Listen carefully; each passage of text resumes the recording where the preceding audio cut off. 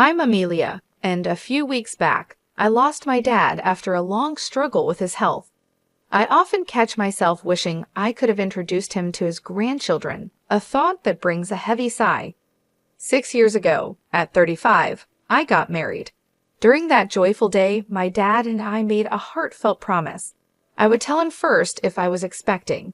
Sadly, that's a promise I'll never fulfill, and it's my biggest regret concerning my dad. His sickness was diagnosed a year ago, and since then, I've put all my effort into being there for him. I visited my childhood home more often, spent numerous hours at the hospital alongside my mom, and made sure to call or video chat even more frequently. Despite all this, I sometimes wonder if it could have been enough. I could have done more, I whispered, lost in thought. My mom, always supportive, comforted me. Amelia, you did everything you could. Your dad knew that, and he was proud. Just then, my sister Freya walked in, followed by a man I guessed was around 48, presumably the lawyer. This is Jack, the attorney, she introduced him, and my mom quickly offered him a seat. As soon as we all settled down, Freya couldn't help herself. The lawyer mentioned Dad left us a significant inheritance. I couldn't help but respond, Freya, you know it's not all yours. That exchange soured the mood instantly. My sister and I have had a rocky relationship, worsened by our dad's illness. Her refusal to visit our dad, despite my attempts to bridge the gap between them, didn't help matters. Her attitude has always been a barrier, and it only grew more pronounced during these tough times. In hindsight, my words to my sister might have been a bit too sharp, fueled by my concern for our father. However, her response didn't help the situation either. You're grown up, there's no need to be so obstinate, I pointed out, to which she snapped back, I'm not being obstinate. Living in the city and traveling to the countryside isn't as simple as you think. It's just a 3-hour drive, I countered, but she argued. Those 3 hours are not just about time, it costs money. And yes, money is important to me. I'm busy, so please, just stop nagging me. That marked the end of our conversation. Despite the distance, I always believed she could make an effort to visit now and then. This belief was a major factor in the swift decline of our relationship. Ultimately, she never visited our father, and the rift between us only deepened. The tension in the room grew until the lawyer stepped in, suggesting we all take a moment to calm down. I'm sorry, I said, offering an apology, which seemed to ease the atmosphere slightly. The lawyer then explained, as I mentioned over the phone, I'm here regarding your father's will. My mother, puzzled, whispered, when was this arranged? The lawyer replied, a few weeks before he passed, your father reached out to me. He asked you to come to the hospital, my mother asked. Yes, I drafted the will there with him, in the presence of his primary doctor. It was arranged that the doctor would notify me upon your father's passing, which is why I contacted you now, the lawyer clarified, pulling out a white envelope and placing it before us. Recognizing my father's handwriting on the envelope, I whispered, that's definitely Dad's handwriting. Freya, visibly impatient, demanded, just get on with it. What does it say? You know I'm busy. The lawyer, with a hint of a smile, opened the envelope. Inside, there was a single piece of paper outlining the inheritance, the house, land, some savings, and a storage shed. We were aware of the house and land, but the mention of a storage shed was new to me. My sister, frustrated, turned to the lawyer. Wait, what about the farm? The farm? The lawyer echoed, a bit surprised. Yes, the farm. Dad used to work on it as a hobby, I explained. Our father had run a successful business in a nearby town, but decided to slow down after turning 52, considering closing the company to spend more time on his hobbies, including the farm. This new mention of the farm added another layer of complexity to our father's legacy and what he left behind. During my high school years, I remember expressing a desire to take things a bit slower in life. My sister, who was attending college at the time, didn't agree with this laid-back approach. However, both my mom and I, concerned about my dad's health, supported the idea. Don't fret over finances, Freya. We're well prepared with savings, my dad comforted her. With some reluctance, she gave her nod of approval. Following this conversation, my father indeed wound down his business operations and took up farming close to our home. There's something fulfilling about working with the land, he would say, his face lighting up with joy. Witnessing his happiness reinforced my belief that we had made the right decision, though Freya seemed less convinced. Despite promising to return home post-graduation, she pursued a career close to her university, eventually marrying a CEO of an IT firm she met through her job. That's the backdrop to my father embracing farming until his health declined. Freya insisted the farm be considered part of the inheritance. Upon her insistence, the lawyer re-examined the documents and uncovered that the farm was actually leased land. Rented? I thought aloud, mistakenly believing we owned a substantial tract of land. Freya appeared visibly let down by this revelation.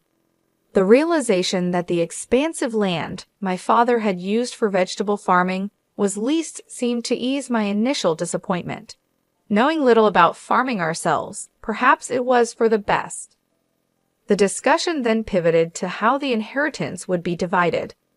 The house and the surrounding land will go to the wife, the lawyer outlined. Freya smirked, perhaps thinking about the remainder of the assets and how they would be split. The rest, including the savings and the storage shed, should be divided between you three, the lawyer suggested. Savings? That means cash, right? I'll take that, Freya stated, eyeing the liquidity. The total savings amount to approximately $100,000. This sum is not subject to inheritance tax, the lawyer informed us. I want the $100,000 in cash, Freya declared with a sense of victory. But such a one-sided arrangement didn't sit right with me, and I voiced my objection. Hold on, I don't agree. Why should you get all the cash? I protested. Because I'm the eldest, she argued, as if that settled it. Fine, you can have the storage shed. What's that even worth anyway? She dismissively added, turning her attention back to the lawyer for further clarification. It's the shed adjacent to the farm. Whoever inherits it will own the structure, the land it's on, and anything inside it, the lawyer explained. Suddenly interested, Freya's attitude shifted at the mention of additional land. It struck me as odd married to a successful CEO, yet her appetite for more seemed insatiable. As the lawyer explained the details about the storage shed, he mentioned it came with a small patch of land, roughly 75 square feet, about the size of a cozy bedroom. He then laid out some photographs of the shed for us to see, showing its exterior and interior. The shed looked quite neglected from the outside, and inside it housed only simple gardening tools like hoses, scissors, and shovels, nothing that caught the eye as particularly valuable. My sister made a face of distaste upon seeing the photos. I don't want this, she declared, scrutinizing the images. They indeed showed nothing more than everyday items, valuable more for their memories than any monetary worth. Fine, you take the cash. I want nothing to do with that rundown shed, she stated, clearly eager to distance herself from what she saw as an unworthy inheritance. Hold on, that seems unfair, I protested, realizing the imbalance in the division. My sister had swiftly agreed to take the cash, knowing it was the more valuable asset, leaving me with what she saw as worthless. Her insistence made me feel cornered, especially when my mother mentioned, as long as Freya doesn't voice any complaints later, I see no issue with this arrangement. Complain? Why would I? Freya quickly agreed to the division, content with securing the cash for herself, leaving me with the shed. I couldn't hide my dissatisfaction, but before I could argue further, Freya dismissed my concerns, accusing me of being overly sentimental. You care more about our father than money, right? She challenged, leaving me momentarily lost for words. Indeed, family should be valued over money, but her swift conclusion to the conversation left me feeling unsettled. In the end, my mother inherited the house and land, Freya happily took all of Dad's savings, and I was left with the neglected shed. After agreeing to the division, Freya even signed a document promising not to raise any disputes over how the inheritance was split, laughing confidently as she did so. I couldn't contain my frustration and later expressed my grievances to my mother. "Why didn't you support me?" I asked, feeling let down. My mother insisted she had helped, claiming her intervention had ensured I received the shed. "But I'm not pleased with just the shed," I argued, unable to see its value. "You might discover something unexpectedly wonderful if you give it a chance," my mom suggested optimistically. Despite my frustrations, her words sparked a faint glimmer of hope. Maybe there was more to the shed than met the eye, a thought that left me pondering as I tried to reconcile with the day's events. After receiving the key from the lawyer, I made my way to the shed situated beside the field, a serene 20-minute walk from our house along a rarely trodden rural path. The field, which my father had leased until his recent hospitalization, lay fallow, giving the surroundings an untouched, solemn atmosphere. Unlocking the shed, I was greeted by a thick layer of dust, a testament to its long neglect. "Wow, it's dusty," I remarked, the air heavy with the scent of disuse. Despite the initial disappointment, I held on to the hope that something of my father's keepsake perhaps might be hidden within. As I surveyed the interior, it quickly became apparent that the shed was exactly as it seemed, a simple, utilitarian space filled with the tools of farming. These items, while potentially holding sentimental value, didn't immediately stand out as particularly special. Maybe I should just take what's inside for now, I considered, my eyes scanning the dim, cluttered environment. That's when I sensed something peculiar about the shed's dimensions. It appeared smaller on the inside than it did from the outside, a discrepancy that puzzled me. Could it have been a trick of the light, or was my mind playing tricks on me? Stepping outside for a clearer perspective, I remained intrigued by the anomaly.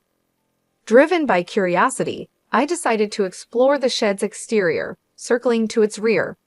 There, hidden among a dense thicket of trees, I discovered a second door. "Wait, another entrance at the back?" I gasped. The interior wall of the shed had shown no signs of this door. From the inside, it seemed as if there was only one way in or out. This realization hinted at a concealed space, accessible only from this mysterious rear entry. A surge of excitement washed over me. Could this be one of Dad's secrets? He had a penchant for surprises, delighting in the unexpected joys they brought, much like the surprises he planned for my birthdays.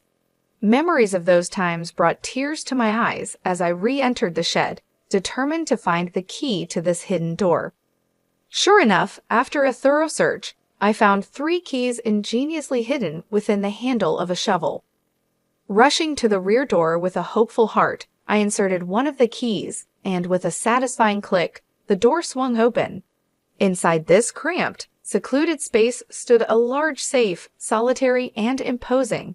"Is this from Dad's company?" I wondered aloud, the presence of the safe sparking a whirlwind of questions. What secrets did it hold? Was this my father's way of leaving a final, tangible piece of himself behind? The discovery hinted at layers of my father's life that I had yet to uncover, a personal treasure hunt he had laid out for me to embark upon.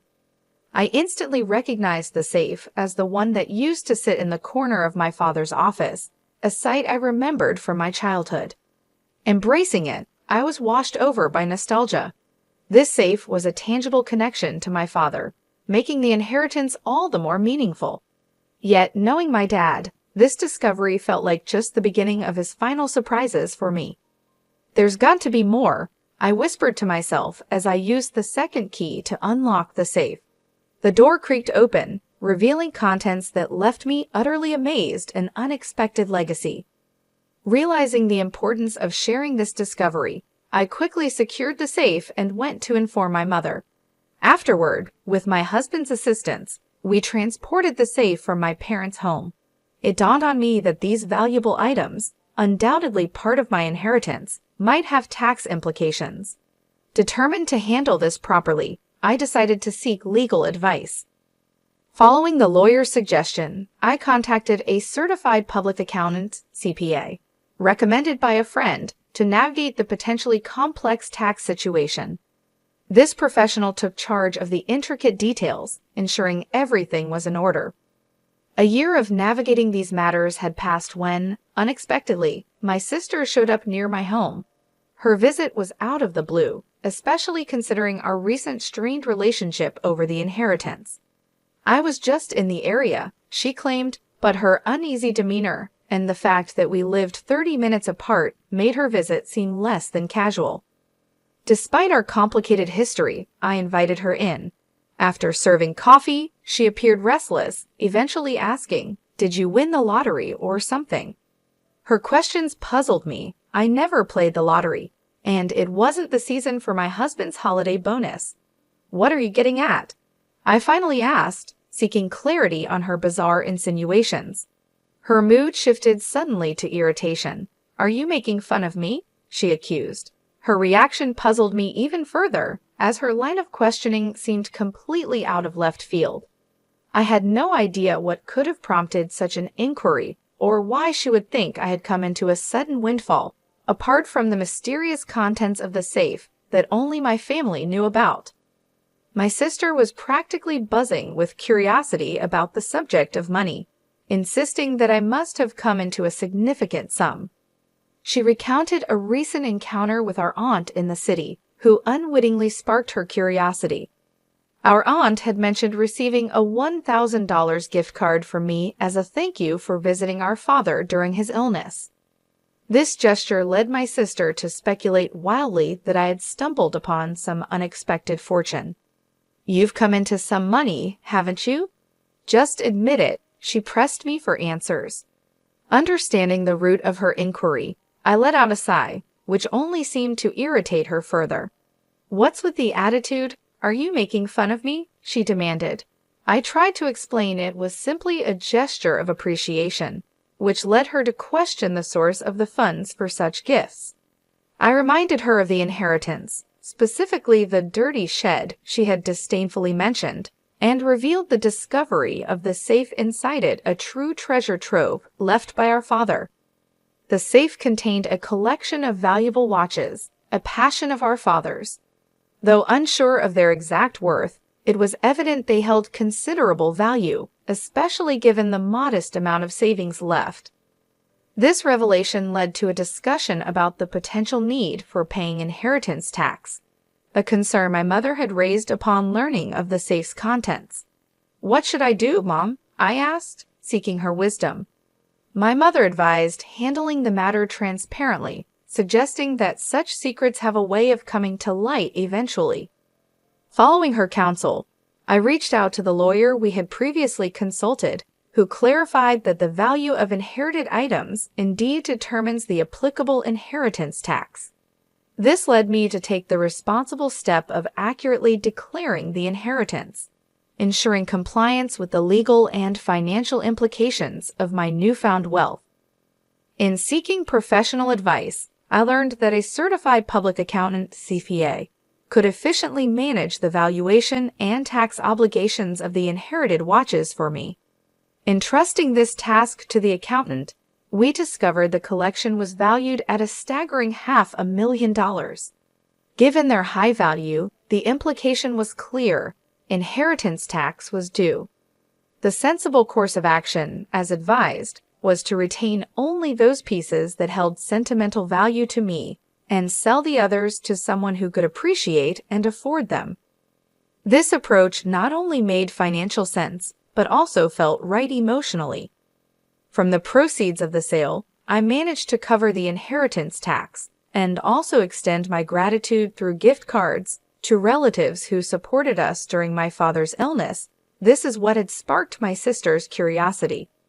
Among the keepsakes I chose to keep was my father's pocket watch, a piece not of great monetary worth, but rich in memories. I shared this story with my sister, showing her the pocket watch, trying to convey its sentimental value.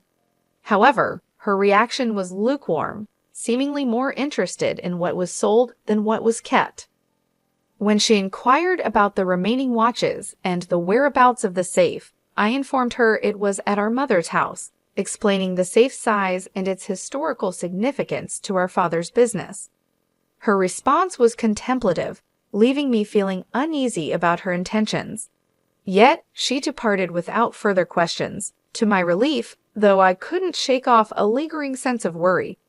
My fears were somewhat confirmed that very night. A distressing call from my mother urged me and my husband to hurry to her house. As we neared, the scene was alarming: red lights flashing in the darkness, police cars stationed outside. Making my way through the gathering crowd, I found my mother and learned of the evening's harrowing events. She had been preparing for bed when unusual noises startled her. It sounded like someone was frantically searching through the house. Believing a burglar had broken in, and with no one else home to help, my mother made a quick decision to escape through a window, a move driven by fear and desperation. The situation she described was unnerving, painting a night filled with panic and uncertainty. Under the veil of night, my mother noticed the eerie glow of a flashlight moving inside the house, confirming her fears of a burglary. In a state of panic, she sought help from our neighbor, who, upon witnessing the suspicious activity, wasted no time in calling the police, convinced a burglar was at large. Yet the supposed intruder was none other than my sister, Freya, who had decided to search the safe after hearing about my inheritance earlier that day. Without any way to identify her intentions, both my mother and the neighbor were understandably alarmed. The situation escalated when the police arrived. Caught off guard and enveloped in guilt, Freya attempted to flee the scene, her actions fueled by a misguided panic. Ironically, her escape efforts led her to collide with the safe's door, causing the unsteady safe to topple over and trap her underneath. This accident led to her being rushed to the hospital with complaints of leg pain, leaving us all in disbelief over her reckless actions. Following this chaos, my mother and I found ourselves apologizing to the responding officers for the misunderstanding. I also felt compelled to inform Freya's husband about the incident, only to discover from him that Freya had been harboring a significant amount of debt due to her extravagant spending on luxury items. Their recent argument had culminated in her storming out, determined to borrow from Mom to settle her financial woes, unbeknownst to us that she had already depleted her inheritance in an attempt to cover her debts. Freya's husband, already on edge from discovering the extent of her financial mismanagement, declared his intention to divorce her upon learning of her latest escapade. This revelation shed light on Freya's desperate actions that night, which had led to a tumultuous scene at the hospital where her husband broached the subject of divorce. The entire ordeal unfolded into a dramatic clash, underscoring the profound consequences of Freya's actions and the turmoil they had wrought upon our family. Freya was adamant, insisting, "I'm not getting a divorce, absolutely not." Yet the reality of her situation became undeniable when her husband presented the divorce papers. Faced with the stark evidence of their fractured relationship, she found herself with no option but to sign them. Now, confined to her hospital bed with a mixture of shock and resignation, she's turning the pages of a part-time job magazine, evidently scheming on ways to tackle her debt through newfound employment. This turn of events, while unfortunate, offered a glimmer of hope that she might finally take responsibility for her actions. In the wake of these tumultuous events, I made a significant decision myself to return to my childhood home. The chaos had certainly stirred a deep concern for my mother's well-being in me, but another, happier reason spurred my decision I discovered I was expecting. After much discussion, my husband and I agreed that moving back would be best, allowing us to lean on my mother's support with our growing family. Though I regret that my father couldn't be part of this joyous news, I find comfort in believing he would have shared in our happiness. As I navigate this new chapter, the anticipation of welcoming a healthy child fills me with a sense of peace and forward-looking optimism despite the recent family strife.